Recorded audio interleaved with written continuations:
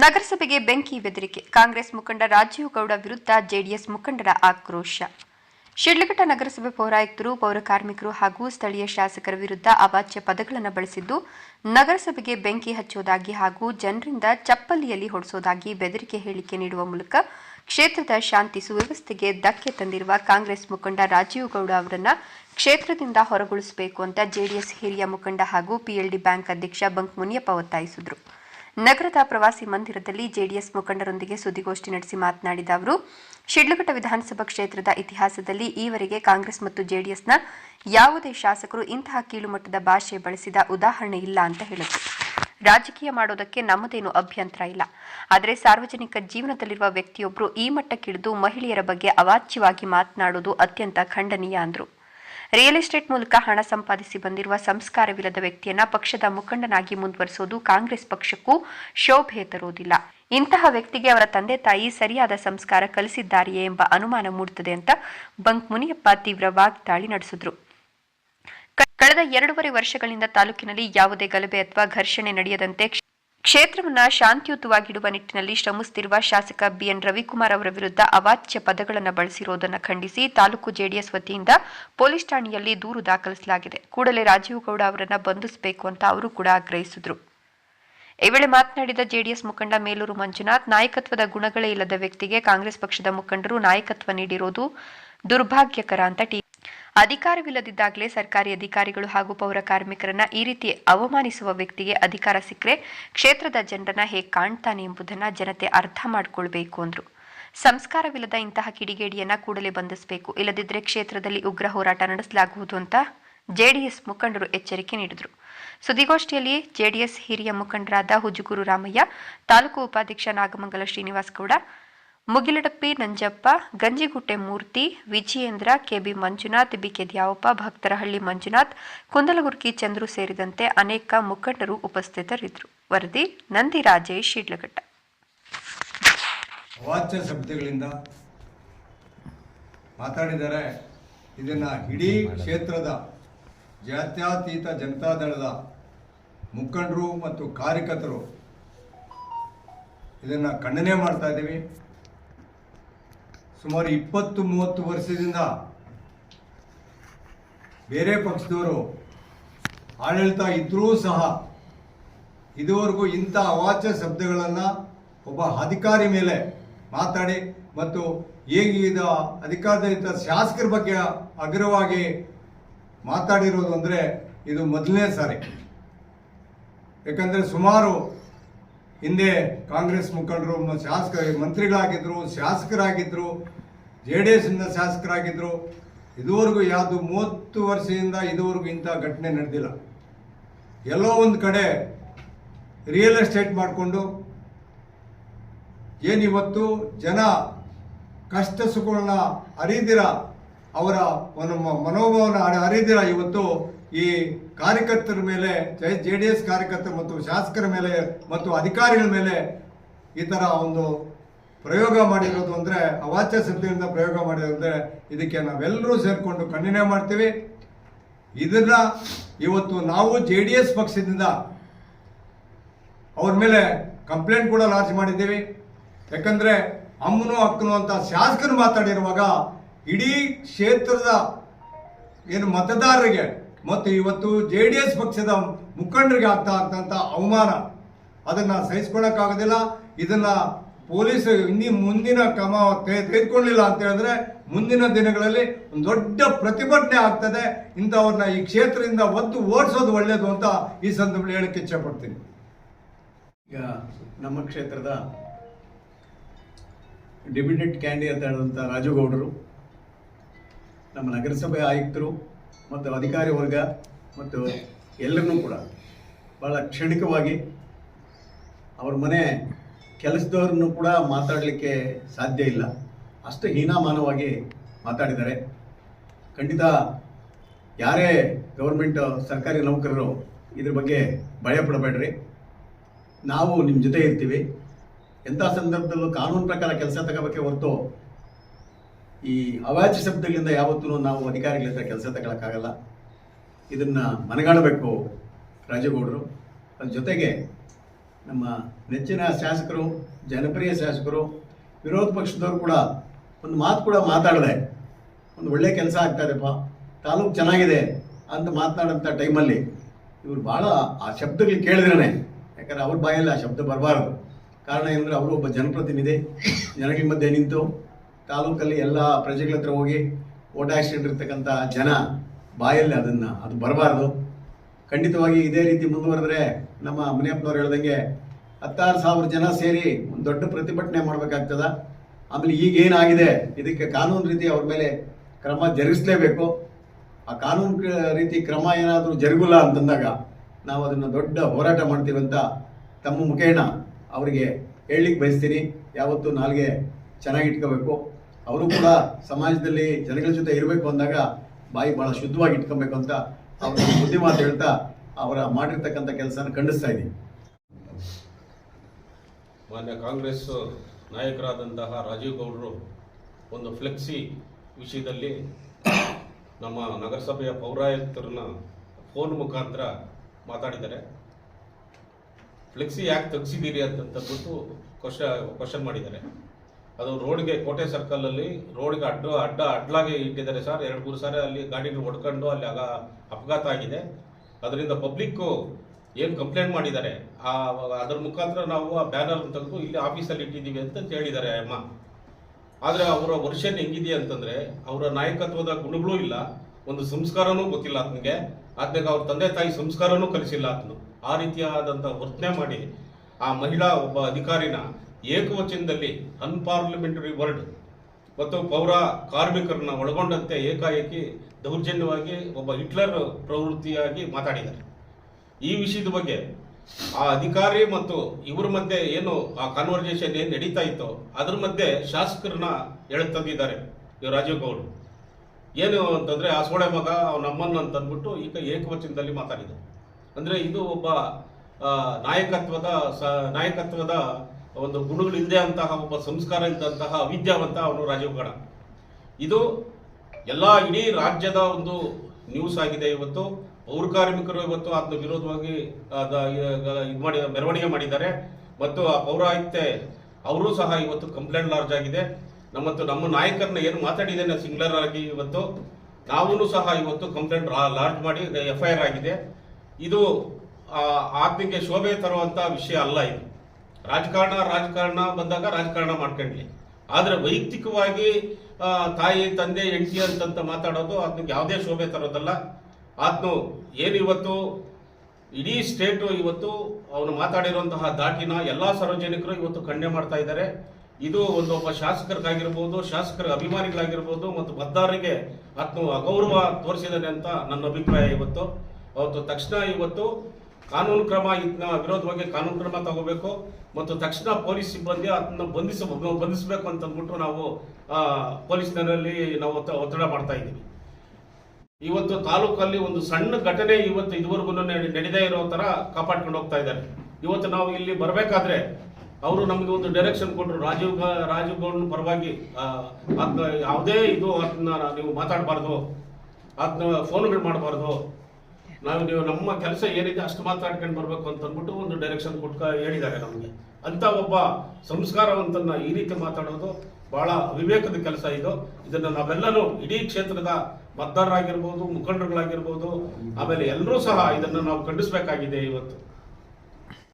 ಇದುವರೆಗೂ ಕೂಡ ಯಾವುದೇ ಒಬ್ಬ ಅಧಿಕಾರಿ ಬಗ್ಗೆ ಆಗಲಿ ಅಥವಾ ವಿರೋಧ ಪಕ್ಷದ ನಾಯಕರ ಬಗ್ಗೆ ಆಗಲಿ ಇಷ್ಟೊಂದು ಅಗ್ರವಾಗಿ ಮಾತಾಡಿರ್ತಕ್ಕಂಥ ಉದಾಹರಣೆ ಇರಲಿಲ್ಲ. ಯಾಕಂದರೆ ಇವತ್ತು ಶಾಸಕರು ಶಿಡ್ಲಘಟ್ಟ ವಿಧಾನಸಭಾ ಕ್ಷೇತ್ರದಲ್ಲಿ ತಮಗೆಲ್ಲ ಗೊತ್ತಿರುವ ಹಾಗೆ ಯಾವ ರೀತಿ ಕೆಲಸ ಕಾರ್ಯಗಳು ಮಾಡ್ತಾ ಇದ್ದಾರೆ. ಪಕ್ಷಾತೀತವಾಗಿ ಇಡೀ ಕ್ಷೇತ್ರದಲ್ಲಿ ಅವರು ಶಿಕ್ಷಣಕ್ಕೆ, ಆರೋಗ್ಯಕ್ಕೆ ಮತ್ತು ಇಡೀ ಒಂದು ರಸ್ತೆಗಳ ವಿಚಾರವಾಗಿ ಎಲ್ಲ ಸರ್ವತೋಮುಖ ಅಭಿವೃದ್ಧಿಗಾಗಿ ಯಾವ ರೀತಿ ಅವರು ಕೆಲಸ ಮಾಡ್ತಾ ಇದ್ದಾರೆ ಅಂತಕ್ಕಂಥದ್ದು ಎಲ್ಲರಿಗೂ ಗೊತ್ತಿರ್ತಕ್ಕಂಥ ವಿಚಾರ.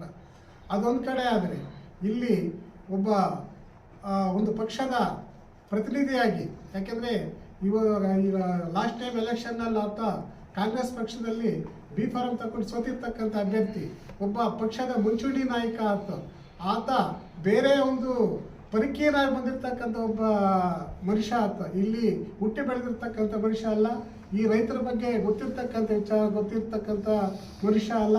ಅಥವಾ ನಮ್ಮ ಶಿಡ್ಲಘಟ್ಟ ಪ್ರಕೃತಿ ಬಗ್ಗೆ ಅದಕ್ಕೆ ಯಾವುದೇ ರೀತಿಯಾದಂಥ ಒಂದು ಮಾಹಿತಿ ಗೊತ್ತಿಲ್ಲದೆ ಇರ್ತಕ್ಕಂಥ ಮನುಷ್ಯ ಅಂತ ಒಬ್ಬ ಮನುಷ್ಯ ಬಂದು ಇಲ್ಲಿ ಒಂದು ಪಕ್ಷದ ಮುಂಚೂಣಿ ನಾಯಕನಾಗಿ, ಒಂದು ಪಕ್ಷದ ನಾಯಕನಾಗಿ, ಒಂದು ಮುಂಚೂಣಿ ನಾಯಕನಾಗಿರ್ತಕ್ಕಂಥ ವ್ಯಕ್ತಿ ಈ ರೀತಿ ಒಬ್ಬ ಅಧಿಕಾರಿಗಳನ್ನ ಮತ್ತು ಇಲ್ಲಿರ್ತಕ್ಕಂಥ ಸರ್ವತೋಮುಖ ಅಭಿವೃದ್ಧಿ ಮಾಡ್ತಕ್ಕಂಥ ಒಬ್ಬ ಶಾಸಕರನ್ನ ಅವಹೇಳನಕರವಾಗಿ, ತುಚ್ಛವಾಗಿ ಮಾತಾಡಿರ್ತಕ್ಕಂಥದ್ದು ನಿಜವಾಗ್ಲೂ ಕೂಡ ಪ್ರತಿಯೊಬ್ಬ ಶಿಡ್ಲಘಟ್ಟ ವಿಧಾನಸಭಾ ಕ್ಷೇತ್ರದಲ್ಲಿ ಪ್ರತಿಯೊಬ್ಬ ನಾಗರಿಕನು ಕೂಡ, ಪತ್ರಿಕಾ ಮಾಧ್ಯಮ ಅಲ್ಲ, ಪ್ರತಿಯೊಬ್ಬ ನಾಗರಿಕನು ಕೂಡ ಇರ್ತಕ್ಕಂಥ ಇದನ್ನ ಖಂಡಿಸ್ತಕ್ಕಂಥ ಒಂದು ವಿಚಾರ ಅಂತ ಈ ಸಂದರ್ಭದಲ್ಲಿ ಹೇಳಕ್ಕೆ ಇಷ್ಟಪಡ್ತಾ ಇದ್ವಿ. ಯಾಕಂದ್ರೆ ಇವತ್ತು ಶಿಡ್ಲಘಟ್ಟದಲ್ಲಿ ಆತ ಮಾತಾಡಿರ್ತಕ್ಕಂಥ ಮಾತುಗಳು ಎಲ್ರಿಗೂ ಗೊತ್ತಿದೆ, ಯಾವ ರೀತಿ ಮಾತಾಡಿದ್ದಾರೆ ಅಂತ ಹೇಳ್ಬಿಟ್ಟು.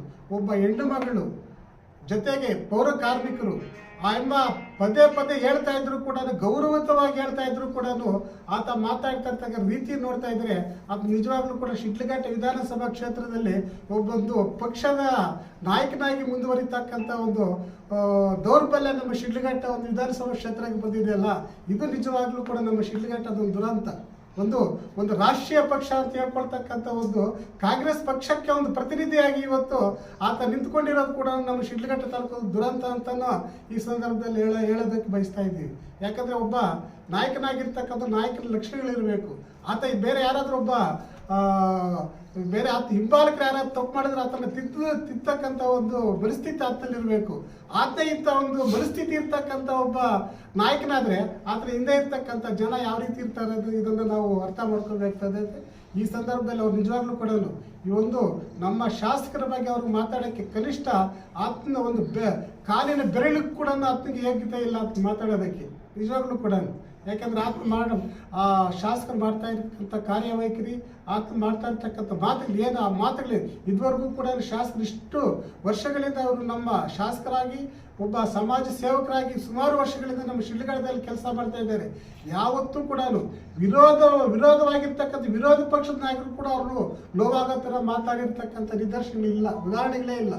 ಒಬ್ಬ ಸಣ್ಣ ಮಗು ಬಂದರೂ ಕೂಡ ಮಗುನ ಎತ್ತಿ ಕಾಲ ಮೇಲೆ ಕುಣಿಸ್ಕೊಂಡು ಮಾತಾಡಿಸ್ತಕ್ಕಂಥ ಮನಸ್ಥಿತಿ ಇರ್ತಕ್ಕಂಥ ಒಬ್ಬ ಶಾಸಕರ ಬಗ್ಗೆ ಅಷ್ಟೊಂದು ನಾವು ಆ ಮಾತುಗಳು ಮಾತಾಡೋಕ್ಕೆ ಒಂಥರ ಬೇಜಾರಾಗುತ್ತೆ. ಅಷ್ಟೊಂದು ತುಚ್ಛವಾಗಿ ಮಾತಾಡೋದಂದ್ರೆ ನಿಜವಾಗ್ಲೂ ಇಂಥ ಒಬ್ಬ ಮನುಷ್ಯ ಇವತ್ತು ಶಿಡ್ಲಘಟ್ಟದಲ್ಲಿ ಒಂದು ಪಕ್ಷಕ್ಕೆ ಪ್ರತಿನಿಧಿಯಾಗಿ ಬರ್ತಾನೆ ಅಂತ ಹೇಳಿದ್ರು ಕೂಡ ಒಂದು ನಾಚಿಕೆಗೇಡು ಅಂತ ಹೇಳಿಬಿಟ್ಟು ಈ ಸಂದರ್ಭದಲ್ಲಿ ನಾವೆಲ್ಲರೂ ಕೂಡ ಪ್ರತಿಯೊಬ್ಬ ನಾಗರಿಕರು, ಅದು ಪಕ್ಷಾತೀತ ನಾನು ಹೇಳ್ತಾ ಇದ್ದೀನಿ, ನಮ್ಮ JDS ಪಕ್ಷ ಒಂದೇ ಅಲ್ಲ, ನಿಜವಾಗ್ಲೂ ಕೂಡ ಆ ಕಾಂಗ್ರೆಸ್ ಪಕ್ಷದವರು ಕೂಡ ಅದನ್ನು ಉಗಿಬೇಕು. ಇನ್ನು ನೀನು ನಾಯಕತ್ವಕ್ಕೆ ನಾಲಾಯಕ ಮನುಷ್ಯ, ನೀನು ಈ ಪಕ್ಷದ ಈ ಊರಿನವನಲ್ಲ, ಈ ತಾಲೂಕಿನವನಲ್ಲ, ನೀನು ಹೋಗಿ ಫಸ್ಟ್ ಆಚೆ ಅಂತ ಹೇಳ್ಬಿಟ್ಟು ಅದು ಮುಗಿಬೇಕು ಅಂತ ಕೆಲಸ ಇವತ್ತು ಈ ಒಂದು ಶಿಡ್ಲಘಟ್ಟ ವಿಧಾನಸಭಾ ಕ್ಷೇತ್ರದಲ್ಲಿ ನಡೀಬೇಕು. ಯಾಕಂದ್ರೆ ಇವತ್ತು ಆತನ ಮುಂದೆ ಇಟ್ಕೊಂಡು ಮಾಡಿದ್ರೆ ನಿಜವಾಗ್ಲೂ ಆ ಪಕ್ಷಕ್ಕೆ ಕೂಡ ಅವಮಾನ ಆಗ್ತದೆ. ಆ ರೀತಿಯಲ್ಲಿ ಇವತ್ತು ಆತ ನಡ್ಕೊಂಡಿದ್ದಾನೆ. ನಿಜವಾಗ್ಲೂ ಕೂಡ ಈ ಎಲ್ಲ ಒಂದು ವಿಚಾರಗಳನ್ನ ನಾವು ಮಾತಾಡೋದಾದ್ರೆ ನಿಜವಾಗ್ಲೂ ಕೂಡ ರಾಜೀವ್ ಗೌಡ ಅಂತ ಹೆಸರು ಏನಿದೆ ಅಂತ ಹೇಳ್ತಾ ಇದ್ದಾನೆ, ಏನು ಅವ್ನು ಉದ್ದೋಡಿಸ್ತೀನಿ, ಬಡದೋಡಿಸ್ತೀನಿ ಅಂತ ಹೇಳ್ಬಿಟ್ಟು ಮಾತುಗಳಿದೆ ಅದಲ್ಲ, ಅದನ್ನು ಇವತ್ತು ಕೂಡ ಆ ಪಕ್ಷದವರು ಇವತ್ತು ದಂಗೆ ಎದ್ದು ಅದನ್ನು ಓಡಿಸ್ಬೇಕಾಗಿರ್ತಕ್ಕಂಥ ಒಂದು ಸ್ಥಿತಿ ಬಂದಿದೆ. ಅದನ್ನು ಅವ್ರು ಮಾಡ್ತಾರೆ ಅಂತ ನಾನು ಭಾವಿಸ್ತಾ ಇದ್ದೀವಿ.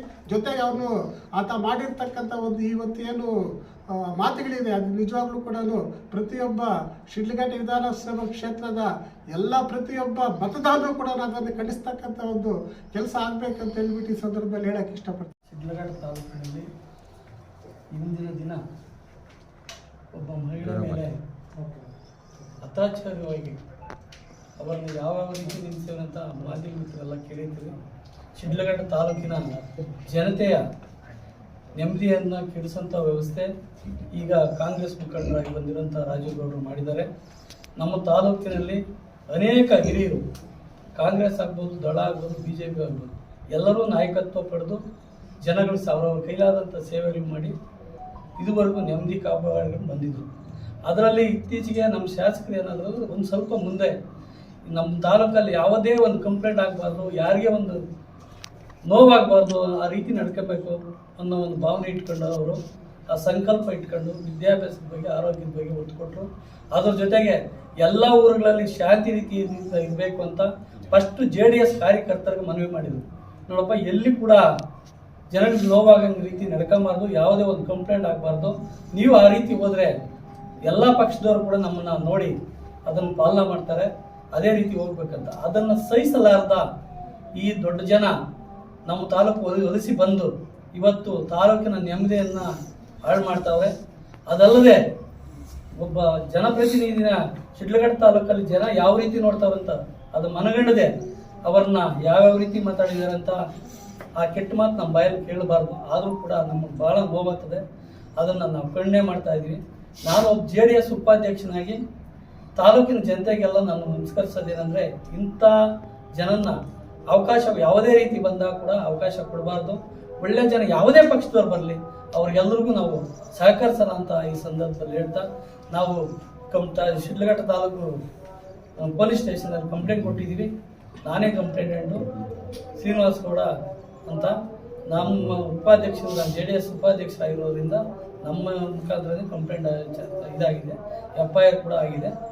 ನಾವು ಮುಂದಿನ ದಿನದಲ್ಲಿ ಪೊಲೀಸ್ನವರು ಕೂಡ ಅವ್ರ ಮೇಲೆ ಕ್ರಮ ಜರುಗಿಸ್ತಾರಂತ ಈ ಸಂದರ್ಭದಲ್ಲಿ ಹೇಳ್ತಾ ಸಂದರ್ಭದಲ್ಲಿ ಸೂಕ್ಷ್ಮವಾಗಿ ಈ ಕ್ಷೇತ್ರದ ರಾಜಕೀಯ ವಿಶ್ಲೇಷಣೆ ಮಾಡಲಿಕ್ಕೆ ಇಷ್ಟಪಡ್ತೇನೆ. ಸ್ವತಂತ್ರ ಬಂದಲಾಗದಿಂದ ಇಲ್ಲಿವರೆಗೂ 8 ಜನ ಅಭ್ಯರ್ಥಿಗಳು ಶಾಸಕರಾಗಿ ಈ ಕ್ಷೇತ್ರದ ಜನರಿಗೆ ಸೇವೆ ಸಲ್ಲಿಸಿರ್ತಕ್ಕಂಥ ನಿದರ್ಶನ ಇದೆ. ಪರ ವಿರೋಧ ಇದೆ. ಆಮೇಲೆ ಈ ಶಾಸಕರಾಗಿ ರಾಜಮಟ್ಟದ ನಾಯಕರಾಗಿ ಸೇವೆ ಸಲ್ಲಿಸಿರ್ತಕ್ಕಂಥ ಶಾಸಕರಿದ್ದಾರೆ. ಇಲ್ಲಿವರೆಗೂ ಕೂಡ ಕ್ಷೇತ್ರದ ವ್ಯಾಪ್ತಿಯಲ್ಲಿ ಈ ರೀತಿ ಉದ್ದಟತನದಿಂದ, ಸರ್ವಾಧಿಕಾರಿ ಧೋರಣೆಯಿಂದ, ಅವಾಚ್ಯ ಶಬ್ದಗಳಿಂದ ಮಾತಾಡಿ ರಾಜಕಾರಣ ಮಾಡಿದಂಥವರು ಯಾರೂ ಇಲ್ಲ. ಇವರು ಈ ಕ್ಷೇತ್ರದವರಲ್ಲ, ಎಲ್ಲ ಹೊರಗಡೆಯಿಂದ ಬಂದಿದ್ದಾರೆ. ಬಂದು ಅವರ ಬುದ್ಧಿವಂತಿಕೆಯಿಂದ ಜನರ ಮನಸ್ಸು ಗೆಲ್ಕೊಳ್ಳೋ ಪ್ರಯತ್ನ ಮಾಡಿದ್ರೆ ಅದಕ್ಕೆ ನಾವು ಒಪ್ಪಬಹುದಿತ್ತು. ಅದು ಬಿಟ್ಟು ಜನಪ್ರತಿನಿಧಿನ ಬಹಳ ವಿವೇಚನಯುತವಾಗಿ ಈ ಕ್ಷೇತ್ರದಲ್ಲಿ ಆಡಳಿತ ನಡೆಸ್ತಾ ಇರತಕ್ಕಂಥ BN ರವಿಕುಮಾರ್ ಅವರ ಬಗ್ಗೆ ಅವಹೇಳನಕಾರಿಯಾಗಿ ಅವಾಚ್ಯ ಶಬ್ದಗಳಿಂದ ಮಾತಾಡಿರ್ತಕ್ಕಂಥದ್ದು ನಿಜವಾಗಲೂ ಕ್ಷೇತ್ರದ ಕಾರ್ಯವ್ಯಾಪ್ತಿಯಲ್ಲಿ ಪ್ರತಿಯೊಬ್ಬ ವ್ಯಕ್ತಿಯೂ ಕೂಡ ಒಕ್ಕರಿನಿಂದ ಇದನ್ನ ಖಂಡಿಸ್ತಕ್ಕಂಥ ಪ್ರಕ್ರಿಯೆ ಮುಂದುವರಿತಾ ಇದೆ. ಈಗಾಗಲೇ ಇಂಥ ಜನ ಈ ಕ್ಷೇತ್ರದ ವ್ಯಾಪ್ತಿಯಲ್ಲಿ ಓಡಾಡ್ತಿದ್ದಾರೆ ಅಂತ ನಾವು ಪಟ್ಕೊಳ್ಳುವಂತ ಸ್ಥಿತಿಗೆ ಬಂದಿದ್ದೀವಿ. ಇನ್ನು ಮುಂದೆ ಕೂಡ ಇಂಥವರಿಗೆ ಯಾವ ರೀತಿ ಬುದ್ಧಿ ಕಲಿಸಬೇಕು ಅಂತಕ್ಕಂಥ ರಾಜಕೀಯ ಪ್ರಬುದ್ಧರು ಈ ಕ್ಷೇತ್ರದ ವ್ಯಾಪ್ತಿಯಲ್ಲಿದ್ದಾರೆ. ಇವರಿಗೆ ಒಳ್ಳೆ ಬುದ್ಧಿ ಕಲಿಸ್ಕೊಟ್ಟು ಇಲ್ಲಿಂದ ಬೇಗ ಕ್ಲಿಯರ್ ಮಾಡೋದು ಯಾವ ರೀತಿ ಅನ್ನೋ ಒಂದು ವ್ಯವಸ್ಥೆ ಮುಂದುವರಿತಾ ಇದೆ ಇನ್ನು ಮುಂದಿನ ದಿನಗಳಲ್ಲಿ. ಸೊ ಒಟ್ಟಾರೆ ಹೇಳ್ತೀನಿ, ಎಷ್ಟು ಸಮಾಜ ಸೇವಕರಾದರೂ ಬಂದು ಕ್ಷೇತ್ರದ ವ್ಯಾಪ್ತಿಯಲ್ಲಿ ಜನರಿಗೆ ಉತ್ತಮವಾದಂಥ ಸೇವೆ ಮಾಡೋದಕ್ಕೆ ಸ್ವಾಗತಾರ್ಹವಿದೆ. ಇಂಥ ವಿವೇಚನ ರಹಿತವಾಗಿರ್ತಕ್ಕಂಥ ಜನ ಎಲ್ಲ ಒಂದು ಕಡೆ ಶಾಂತಿಯುತವಾಗಿರ್ತಕ್ಕಂಥ ಶಿಡ್ಲಘಟ್ಟ ವಿಧಾನಸಭಾ ಕ್ಷೇತ್ರದ ವ್ಯಾಪ್ತಿಯಲ್ಲಿ ಗಲಭೆಗಳನ್ನು ಸೃಷ್ಟಿ ಮಾಡಿ ಒಬ್ಬರ ಮೇಲೆ ಒಬ್ಬರು ನೆತ್ಕಟ್ಟಿ ಅಧಿಕಾರಿಗಳಿಗೆ ತರ್ಟನ್ ಮಾಡಿ ಒಬ್ಬ ಮಹಿಳಾ ಪೌರಾಯುಕ್ತೆ ಕಾನೂನಿನ ವ್ಯಾಪ್ತಿಯಲ್ಲಿ ಮಾತಾಡ್ತಾ ಇದ್ರು ಕೂಡ ನಾನು ಚಪ್ಪಲಿಯಲ್ಲಿ ಹೊಡಿಸ್ತೀನಿ, ಬೆಂಕಿ ಇಡಿಸ್ತೀನಿ. 31 ವಾರ್ಡ್ಗಳಲ್ಲಿ ಕೂಡ ನಾನು ಹೇಳ್ದಂಗೆ ಕೇಳುವಂತ ಜನ ಇದ್ದಾರೆ. ಅವರೆಲ್ಲರನ್ನು ತಂದು ನಗರಸಭೆಗೆ ಮುತ್ತಿಗೆ ಹಾಕಿಸ್ತೀನಿ. ಈ ಪದ ಜೋಡಣೆಗಳೆಲ್ಲ ನಿಜವಾಗಲೂ ಕೂಡ ನಾಗರಿಕ ಸಮಾಜ ಒಪ್ಪುವಂಥದ್ದಲ್ಲ. ಇದನ್ನ ಒಟ್ಟಾರೆ ಖಂಡಿಸಬೇಕು ಅಂತ ಹೇಳಿ ಈ ಕ್ಷೇತ್ರದ ಜನರಲ್ಲಿ ನಾನು ಮನವಿ ಮಾಡ್ತಾ, ಇಂಥವ್ರ ವಿರುದ್ಧ ಕಾನೂನು ರೀತಿಯ ಕ್ರಮ ತಗೊಂಡು ಮುಂದೆ ಇಂಥ ಅಚಾತುರ್ಯಗಳು ಯಾರೂ ಕೂಡ ನನ್ನ ಕೈ ಹಾಕ್ದಂಗೆ ನಡ್ಕೊಳ್ಬೇಕು. ಆ ವ್ಯವಸ್ಥೆಗೆ ಆಡಳಿತಾತ್ಮಕ ವ್ಯವಸ್ಥೆ ಮುಂದುವರಿಬೇಕು ಅಂತ ನಾನು ವಿನಂತಿ ಮಾಡ್ತಾ ನನ್ನ ಅವಕಾಶಕ್ಕಾಗಿ ಧನ್ಯವಾದ.